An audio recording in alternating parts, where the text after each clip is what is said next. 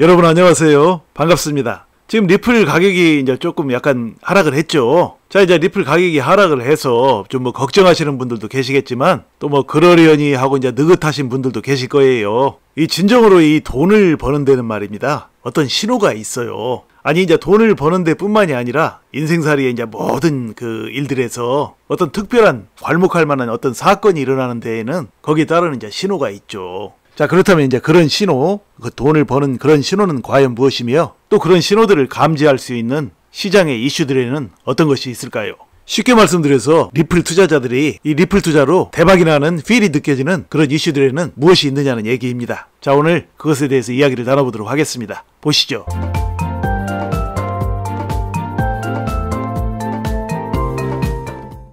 자, 이런 뉴스가 있었어요. 비트코인 25,000달러 아래 일시 후퇴, FTX 자산 청산 우려, 시장 압박, 뭐 이런 뉴스예요. 자, 내용을 보시면 암호화폐 시장이 11일 파산한 암호화폐 거래소 FTX의 보유자산 처분 우려로 압박을 받으며 폭넓게 하락했다 그랬어요. 그러니까 이제 작년 말에 파산했던 FTX가 이제 파산했으니까 이제 보유자산이 있지 않겠습니까? 암호화폐들이요. 그것을 이제 곧 처분할 것이라는 우려 때문에 암호화폐 시장이 이제 전체적으로 하락했다는 얘기예요. FTX가 이제 보유 암호화폐를 처분하게 되면 이제 공급이 늘어나니까 그런 우려 때문에 이제 하락을 했다는 얘기예요. 아직 처분하진 않았어요. 자, 밑에 보시면 이제 비트코인은 뉴욕장 중반 3개월 만에 처음으로 25,000달러 아래로 일시 후퇴했으며 이더리움, 솔라나 등 주요 알트코인들도 모두 장중 약세 흐름에서 벗어나지 못했다 그랬어요. 리플도 마찬가지죠. 리플도 이제 마찬가지로 제법 하락했죠. 자, 그 밑에 보시면 시장은 FTX가 미국 파산법원의 승인을 받아 빠르면 이번 주 34억 달러에 달하는 보유 암호화폐 자산 매각에 착수할 가능성을 가격에 반영하는 모습이었다 그랬어요.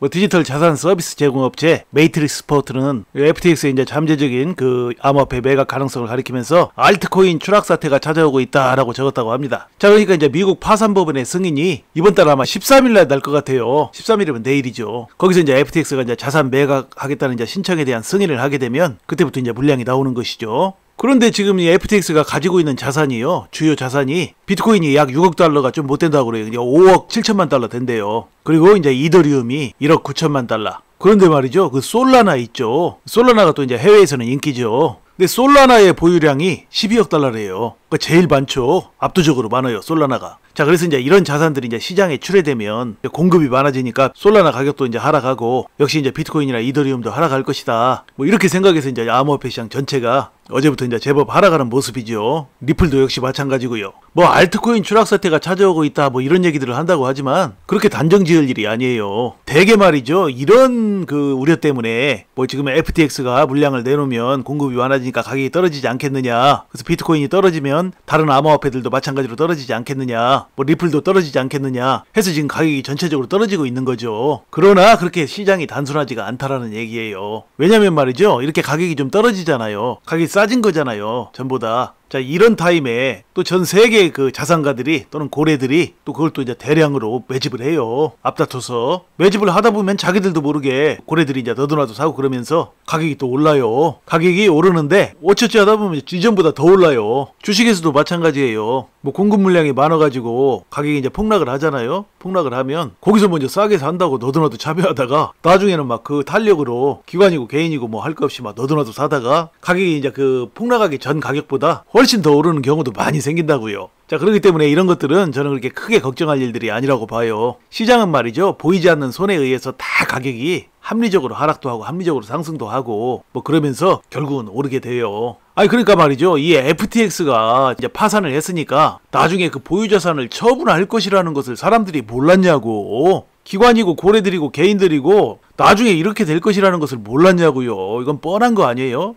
그러면 지금까지 사지 말았어야지. 왜 엊그제까지만 해도 암호화폐를 사다가 이제 와서 이런 소리를 하냐고. 그렇지 않습니까? 사지 말고 FTX가 그 보유자산을 처분할 때까지 기다렸다가 샀어야지. 왜 실컷 사다가 엊그제까지만 해도 뭐 비트코인 잘 나갈 것이다 어쩔 것이다 하면서 뭐 솔라나도 잘 나갈 것이다 모두 잘 나갈 것이다 계속 그랬잖아요. 그게 불과 며칠 안 돼요. 그때는 왜 그렇게 얘기했냐고. 사지 말았어야지. 그러니까 결론은 말이에요, 이제 이런 것들은 그저 시장을 흔드는 뉴스밖에 되지 않는 거예요. 이 시장은 말이죠. 기관이고 고래고 개인이고 할 거 없이 다 멋모르는 사람들이에요. 이 돈을 버는 원리들을 제대로 깨닫고 있는 사람들이 별로 없어요. 그러니까 매번 어떤 이슈가 나오면 그것을 보고 막 눈이 동그라내져가지고 그것 때문에 이제 불안해하고 부안해동하다가 뭐 사타 팔았다 한다든지 왔다리 갔다리 하다가 이제 돈을 다 잃는다는 그런 얘기죠. 그러니까 이제 이런 거 흔들리지 말아야 돼요. 자, 그리고 이제 그 다음을 보시면 다른 주요 알트코인들이 전반적 하락세를 보이는 가운데 XRP의 낙폭이 특히 크다 그랬어요. 그러니까 리플 XRP가 더 많이 떨어졌대요.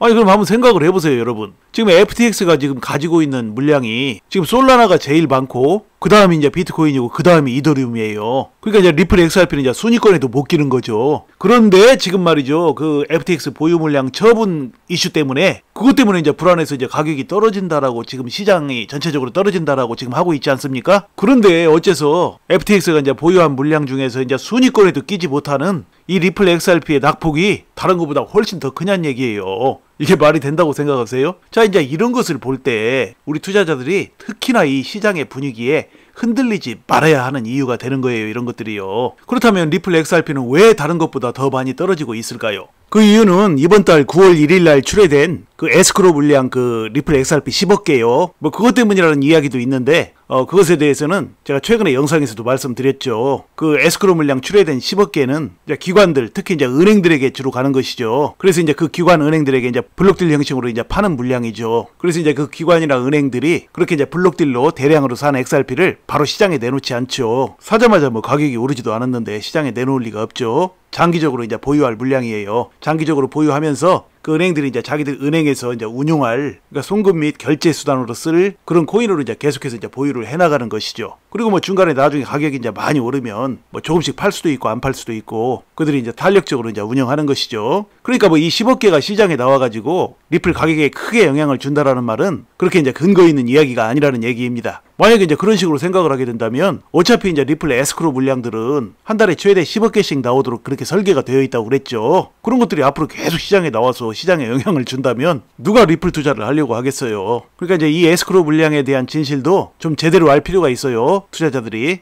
그러니까 이제 결론적으로 말씀드리면 시장 전체가 어떤 이슈로 하락을 할 때 더욱더 많이 낙폭이 더 큰 종목은 바로 그 다음에 훨씬 더 크게 갈 그런 종목이라는 그런 얘기입니다. 주식에서도 마찬가지예요. 주식에서도 시장이 폭풍을 맞잖아요. 그럼 너도 나도 다 떨어질 때 누가 더 많이 떨어지냐면 앞으로 더 크게 갈 종목이에요. 왜냐? 거기에는 실망 매물도 함께 하기 때문이죠. 그동안 이제 크게 갈 종목이라고 생각해서 이제 사람들이 너도 나도 많이 들고 있었는데 갑자기 이제 시장이 안 좋아지면 그 실망이 가장 큰 사람이 누구입니까? 바로 가장 전망이 좋은 종목을 들고 있었던 사람들이에요. 그 꿈이 산산조각 난다고 생각을 하는 것이죠. 그러니까 그들이 죄다 집어 던지는 거예요. 그러니까 더욱더 이제 낙폭이 큰 거죠. 자, 이런 원리예요. 자, 이것이 바로 제가 이제 앞서 말씀드린 리플 투자자들이 돈을 버는 강력한 필이 오는 그런 신호들이에요. 지금 수많은 리플 투자자들이 시장에 이런 여러 가지 흔들기 이슈들에 부안해동하다가 이제 많이들 팔아치웠죠. 자, 그런 식으로 이제 투자에서든 어떤 경기에서든 전쟁에서든 모두가 떨어져 나가고 마지막에 남는 승자는 지극히 소수가 된다는 그런 얘기입니다. 이것이 바로 승자 소수의 법칙이죠. 지금 시장에서 일어나고 있는 이런 일들이 바로 승자 소수의 법칙을 달성하기 위한 과정인 것이죠. 투자에서도 항상 그렇게 최후의 승자는 소수일 수밖에 없습니다. 자, 그러므로 여러분께서는요 이런 시장 분위기에 이제 흔들리지 마시고요 항상 차분하고 지혜로운 투자로 앞으로 여러분의 인생을 바꿀 만한 멋진 수익들을 내시기를 간절히 소망합니다. 자, 이야기를 마칩니다. 여러분 시청해 주셔서 감사드리고요 항상 건강하시고 행복하세요. 감사합니다.